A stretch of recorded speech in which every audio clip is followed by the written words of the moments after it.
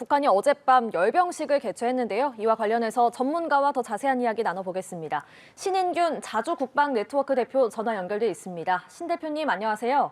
네, 안녕하세요. 예.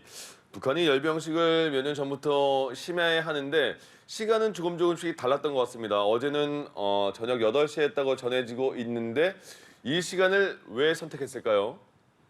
네, 통상적으로 야간 열병식을 할 때 자정에 주로 해왔었고 이번에도 자정에 할 것으로 예상하는 측면들이 있었는데 의외로 8시에 식전 행사에서 밤 10시에 본행사를 시작하는 그런 열병식을 보여줬는데 아무래도 러시아와 중국에서 온 그 외빈들이 있죠. 쇼이구 국방장관 그리고 리용중 중국 전인대 부위원장 이런 사람들의 일정 등 그리고 이제 이 열병식 마치고 또 식후 행사가 있어요. 불꽃놀이 같은 그런 성대한 행사가 있는데 그게 이제 12시 자정에 열병식을 시작하면 새벽 1~2시 넘어서 그런 행사를 해야 되기 때문에 그런 여러 가지 국제적인 어떤 그 일정 때문에 야간 그러니까 12시 전에 행사를 한 것이 아닌가 싶습니다. 네, 아직 어제 열병식 장면이 공개되지는 않았지만 그전에 나왔던 위성 영상 이런 걸 보면은 규모가 상당히 컸을 것으로 추정이 되거든요. 어땠을까요? 어떻게 예상을 하시나요? 네, 일단 그 상업용 위성 등에 미리 공개된 사진 등을 따르면 네네.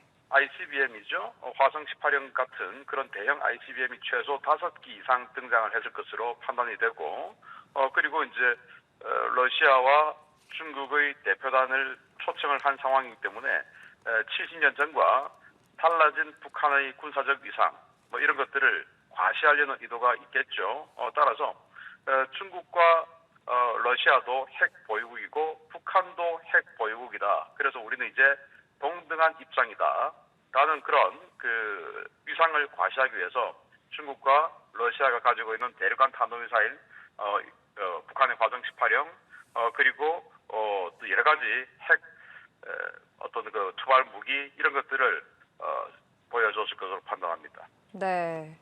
이렇게 대규모로 열병식을 열어서 북한이 얻으려고 하는 게 뭘까요?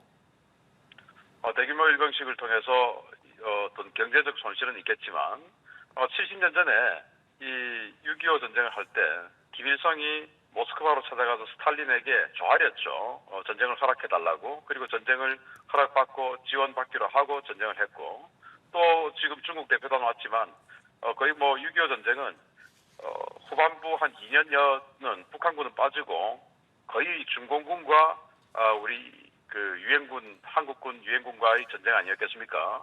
그런 이 당시 정말 아주 낮았던 북한군의 위상에 비해서 이제는 굉장히 상승된 북한군의 위상, 특히나 지금 러시아 같은 경우는 우크라이나 전쟁을 하고 있는 상황에서 전쟁이 여의치 않고 또 국제적으로 고립되어 있고 이런 상황이다 보니까 자신들의 달라진 위상을 과시하면서 네.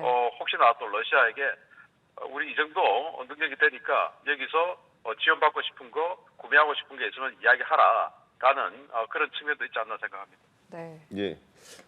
지난 2월에도 그렇고요. 북한이 열병식을 신무기 공개 무대로도 활용을 많이 했는데 지난 2월에도 신무기가 나왔습니다. 근데 이번에 얼마 지나지 않은 이 시점에서도 신무기가 나왔을까요?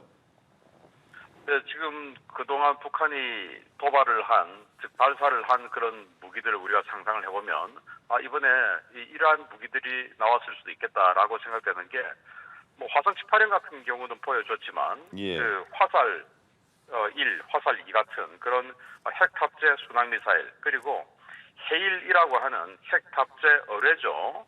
이런 것들을 보여줄 가능성이 있고 특히나 해일은 러시아가 가지고 있는 핵 탑재 어뢰인 포세이돈하고 유사한 무기 체계죠. 그리고 화살 1, 화살 2 같은 경우도 러시아가 가지고 있는 핵 탑재 순항 미사일인 KH-102하고 유사한 무기 체계이기 때문에 북한이 이런 것들을 보여주면서 거의 뭐 세계 최강 최고 수준의 핵 능력을 가지고 있다라는 것을 세계에 보여주면서 그들의 최고 우방인 중국과 러시아에게도 목도를 시켜줄 그런 의도가 있지 않았나. 따라서 화살 1, 2, 해일 이런 것들이 보여줬을 가능성이 큽니다. 네, 무기 얘기하니까요. 김정은 국무위원장이 러시아 국방장관과 무기 전시장을 갔는데 거기 신형 무기들이 있었거든요. 이것도 실제 열병식에 등장을 했을까요? 이번에 뭐 굉장히 관심을 끈 무기들이 바로 네. 무인 공격기, 무인 정찰기죠. 네. 미국의 MQ-9 리퍼하고 거의 흡사하게 생긴 무인 공격기고 또 미국의 MQ-4 글로벌 호크하고 아주 흡사하게 생긴 무인 정찰기를 보여줬고 또 그 무인기들이 비행하는 동영상도 사전 공개를 해줬어요. 네. 그래서 자, 이게 정말 그 실제 비행을 하고 실제 작전을 할 수 있는 수준에 왔다면 정말 대단한 거죠. 그런데 열병식에는 사실 이 리퍼 정도만 하더라도 날개 길이가 20m가 넘기 때문에 열병식에 그걸 끌고 어떤 그 택싱을 할 수 있는 그런 수단이 사실은 별로 없어요. 그래서 네. 열병식에 이렇게 행렬에 참여했다기보다는 만약에 능력이 정말로 된다면 상공에 비행을 시켰을 가능성은 없지 않아 있다. 그러나 제가 봤을 때 그 무기가 아직 전력화되기는 조금 이른 감이 있기 때문에 비행보다는 동영상으로 가름하지 않았나라고 봅니다. 예. 이번에 중국과 러시아 방문단이 같이 참관을 한 것으로 보이니까 김정은 위원장이 연단에서 연설을 했을까 궁금한데 메시지를 보냈을까요? 메시지 저는 보냈을 가능성이 아주 크다고 봅니다. 예. 왜냐하면 지금 이제 신냉전 체제라고들 하죠. 네. 북중러 그리고 또 한미일 이런 식으로 해서 자유민주주의 선진 국가의 어떤 대열과 그리고 북한, 중국, 러시아 같은 전체주의 독재 국가들의 대립. 그래서 신냉전이 과거 냉전보다 더 격화되고 있다라고 하는 측면이 있는데 여기에서 북한은 사실은 그 3년 전에 북한은 김정은이 직접 선언을 했어요. 미사일 전력을 가지고 과거에는 남북으로 3단계로 나눠서 배치를 했지만 이제는 동서로 2단계로 나눠서 배치를 하면서 특히 서부 지역 같은 경우는 중국을 방어하는 측면도 고려해야 된다. 예. 이런 북한 스스로가 중국의 대미 전선의 방파제 역할을 자처를 했었어요.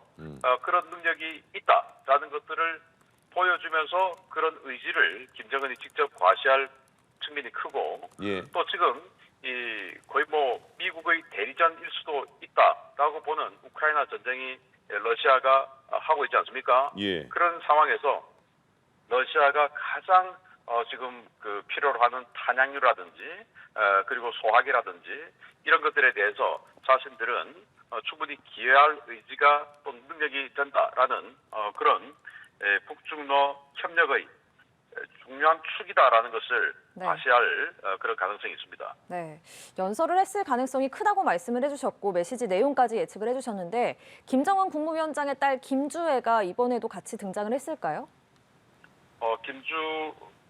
예를 들어서 저라면 김주애를 데리고 가지 않겠습니다. 왜냐하면 지금 뭐 외빈이 굉장히 중요한 외빈들이 있는데 거기에 자기 딸을 데리고 간다 이거 조금 사실은 맞지 않죠. 그러나 최근에 김정은이 ICBM을 발사하고 할 때 항상 김주애를 데리고 나왔던 점을 보면 네. 또 같이 동반할 가능성도 없지 않아 있다라고 볼 수 있는데 그러면 왜 굳이 이런 그 공식적인 행사에 데리고 다닐까라고 하는 것은 지금 러시아나 중국의 아주 중요 인사들에게도 김주애를 등판을 시켜서 여러 가지 뭐 사실은 김정은의 건강 문제라든지 이런 것들 급변 사태 상황을 그런 그 점치는 측면들이 많이 있기 때문에 이 4대 세습에 대한 의지 그리고 대상 이런 것들이 존재하기 때문에 네. 우리 체제는 계속 안정적으로 나갈 수 있다라는 것을 보여줄 가능성도 없지 않아 있다고 봅니다. 네, 알겠습니다. 오늘 여기까지 듣겠습니다. 북한 열병식에 대해서 신인균 자주국방 네트워크 대표와 이야기 나눴습니다. 고맙습니다. 감사합니다.